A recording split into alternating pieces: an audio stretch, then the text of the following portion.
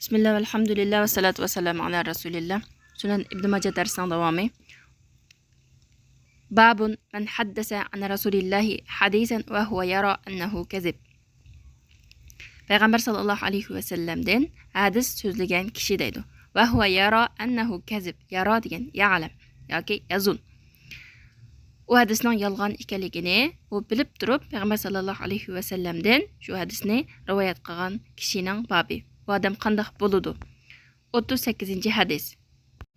İbn Mace rahimahullah shundaq deydi. Bizga Abu Bakr ibn Abi Shayba hadis so'zlab berdi. U mundaq deydi. Bizga Ali ibn Hashim u ibn Abi Layladan hadis so'zlab berdi. U Hakamdan, u Abdurrahman ibn Abi Layladan, u Ali raziyallohu anhudan hadis so'zlab berdi. U Payg'ambar sallallohu alayhi va sallamdan rivoyat qilgan bo'lib, Rasululloh sallallohu alayhi va sallam mundaq degan. من حدث عني حديثا وهو يرى أنه كذب فهو أحد الكاذبين. Kimki menden, yani men to'g'riliq hadis rivoyat qilgan bo'lsa, Rasululloh sallallohu alayhi va sallam mundaq degan yoki mundaq qilgan deb hadis rivoyat qilgan bo'lsa, u hadisning yolg'on ekanligini bilib turib, fahuva ahadul kazibayn, ikki yolg'onchining biridir. Ikki yolg'onchi degan birisi asli yolg'on hadisni to'qigan kishi, ya'ni birisi o'sha hadisning yolg'on ekanligini bilib turib, hadisi yolg'on demaylam rivoyat qilavergan kishi. Ya'ni yolg'on ekanligini bilib turib taqatgan kishi asli to'qigan kishiga o'xshaydi. Ya'ni ikkisining gunohi o'xshash, yolg'onchilikda o'xshash. Asli yolg'ondan hadis to'qigan kishining jazosi qarata Payg'ambar sallallohu alayhi va sallam kimki yolg'ondan menga hadis nisbat bersa, meni dedi, meni qildi yoki meni muqarrarlashtirdi desa, o'rnini do'zaxdan tashlab tayyorlab qo'ysin degan oldida o'tib ketgan bobda. Ya'ni bu hadisdan ko'rilishi bo'ldiki, yolg'on asli yolg'ondan hadis to'qigan kishi bilan ash yolg'on hadisni taqatgan va yolg'on hadis deb qo'ymasdan taqtivergan bunday kishi o'xshashla o'rnini do'zaxdan tayyorlab qo'ysin degan shuning qatoriga kirib ketadi. Payg'ambar alayhisalomga yolg'onni nisbat berish Alloh taologa yolg'on nisbat berish bo'ladi. Chunki Payg'ambar alayhisalom va ma yantiqu anil hawa in huwa illa vahyu yuha. Havo havasini so'zlamaydi. Payg'ambar sallallohu alayhi va sallamning deganlari bo'lsa vahiydan iborat. Yolg'onchilikning gunohi nihoyat og'ir, insonni do'zaxga kirgizadigan ishlarning qatoridan.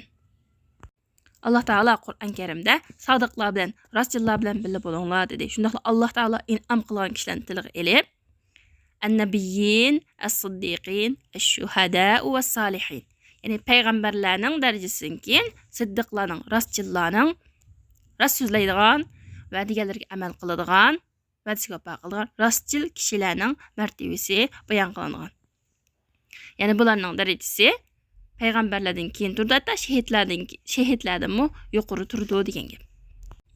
39. hadis Ibn Mace rahimahulloh shundaq deydi. Bizga Abu Bakr ibn Abi Shayba so'zlab berdi. U deydi, bizga Vaki hadis so'zlab berdi. Ha degani yana bir isnad hadisni, yana bir shayxdan, yana bir yo'ldan uni anglagan. Bizga Muhammad ibn Bashar hadis so'zlab berdi. U mundaq deydi. Bizga Muhammad ibn Ja'far hadis so'zlab berdi. U ikkisi mundaq deydi. Bizga Shu'ba Hakamdan, Abdurrahman ibn Abi Layladan, Samura ibn Jundubdan hadis so'zlab berdi. Payg'ambar sallallohu alayhi va sallamdan. Payg'ambar sallallohu alayhi va sallam shundaq degan, kimki mendan bir hadis rivoyat qilsa, u hadisninki yolg'on ekanligini bilib turib rivoyat qilsa, u ikki yolg'onchining biridir. Bu bayatdanki hadisninki sharisiga o'xshash. 40. hadis Ibn Mace rahimahulloh shundaq deydi. Bizga Usmon ibn Abi Shayba so'zlab berdi. U deydi, bizga Muhammad ibn Fudayl so'zlab berdi. A'mashdan va Hakamdan, Abdurrahman ibn Abi Layladan, Alidan, u Ali raziyallohu anhudan. U Payg'ambar sallallohu alayhi va sallamdan hadis rivoyat qilgan bo'lib, Payg'ambar sallallohu alayhi va sallam shundaq degan. Kimki mendan bir hadis rivoyat qilsa, u uning yolg'on ekanligini bilib turib, bu ikki yolg'onchining biridir. Bu mubiyatinki hadisga o'xshash. Hamda yana Ibn Mace rahimahulloh shundaq deydi. Bizga Muhammad ibn Abdullah so'zlab deydi. Bizga Hasan ibn Musa al-Ashyab xabar bergan, ya'ni bu hadisni deb bergan.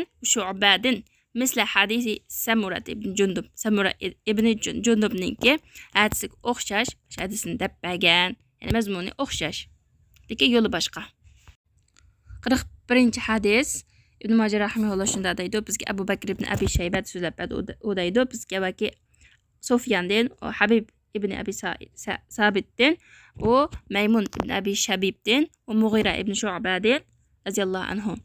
mundaq deydi rivoyat qilib, Rasululloh sallallohu alayhi vasallam mundaq degan: "Man haddasa anni bi hadisin va huwa yara annahu kazibun fa huwa ahadul kazibayni." Kimga mendan bir hadis rivoyat qilgan bo'lsa, uning yolg'on ekanligini bilib turib, u ikki yolg'onchining biridir. Bu ilgari hadislarga o'xshash. Ya'ni payg'ambar alayhissalomga hadisni yolg'onni to'qishning haromligi, shundaqla yolg'on hadisni rivoyat qilishning haromligi. Ammo zurur bo'lib qolib, masalan, hadisning yolg'on ekanligini deb qo'yib turib, rivoyat qilsa bo'lma, hadis yolg'on deb. Subhanakallahumma bihamdik ashhadu an la ilaha illa anta astaghfiruka va atubu ilayk.